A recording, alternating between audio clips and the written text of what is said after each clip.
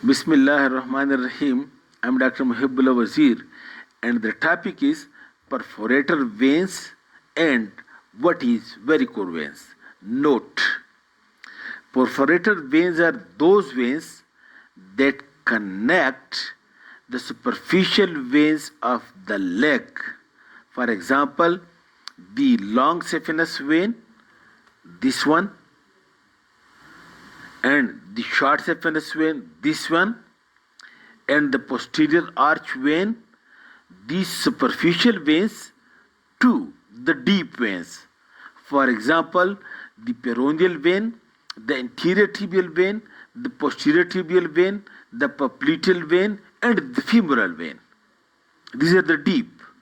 So these perforators or connecting veins connect the superficial to the deep veins.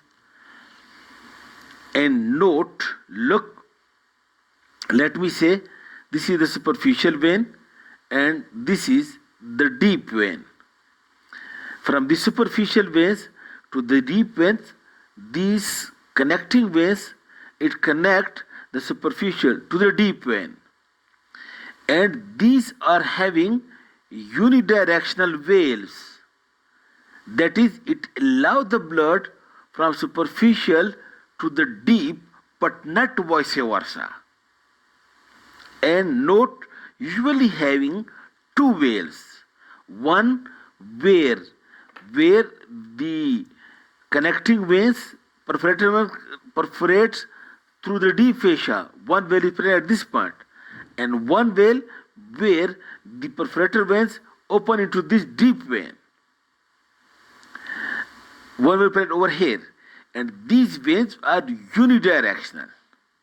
Now, if these veins, due to some reason, for example, in long-standing people, more common in female, if these valves become incompetent, then where these deep veins are compressed by the muscles, and the posterior tibial vein, the anterior tibial vein, lying over here and posterior, it lies deep to the muscles.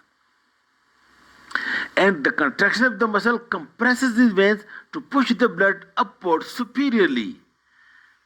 But if these veins become incompetent and the muscle, when compress these veins, the blood may come back from these deep veins to the superficial veins.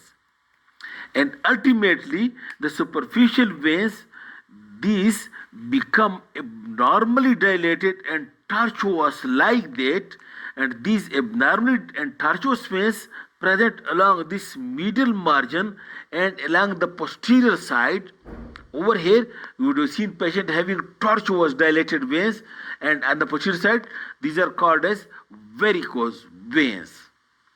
And these are of the long saphenous system or the short saphenous system. Okay, now how many perforators are there present? Okay, to show to connect the superficial with the deep veins. Look,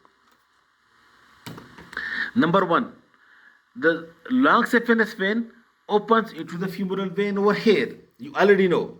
Look, this one. The long saphenous vein over here opens into the femoral vein.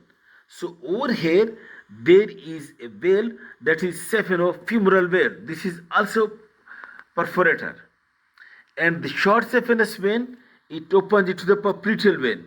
That is also one perforator. And then at the area of the ductal canal, over here this is being called by the deep fascia, and over here lies the long saphenous vein. And the area of the ductal canal, over here one vein from the great saphenous vein passes deeply to open into this femoral vein. This one, look, this is the femoral vein. This one. So a ductal canal perforator.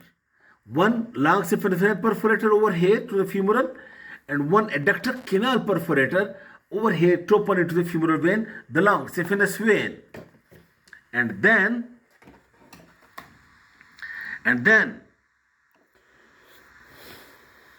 the great saphenous vein over here below the knee, the great saphenous vein will be connected to the posterior tibial vein on the posterior side, present deep to the tibialis posterior and soleus muscle, and or it may be connected to the posterior arch vein by one perforator.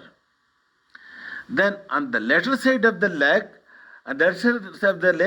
the small saphenous vein which lies on the posterior side, that may be connected to the peroneal vein which lies in the peroneal compartment of the leg. Over here, that is the anterior tibial vein, and the lateral side this is peroneal vein, and the posterior side this posterior tibial vein. These are deep veins. So over here, the small saphenous vein may be connected to the peroneal vein. Then medially, over here on the medial side of the leg, three veins connect the long saphenous vein to the posterior tibial vein or the long saphenous vein or posterior arch vein to the posterior tibial vein which lies deeply in the posterior compartment of the leg. One is present just below the medial malleolus, one just above the medial malleolus, and one over here somewhere at the midpoint of the leg. Three medial perforators. Sorry. One just below the medial malleolus, one just above the medial malleolus, and one at the midpoint. These perforator connect the long saphenous vein to the posterior tibial vein or to the posterior arch vein.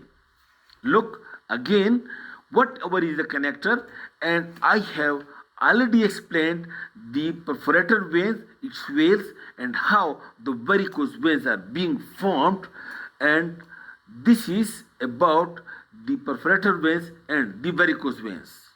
Thank you.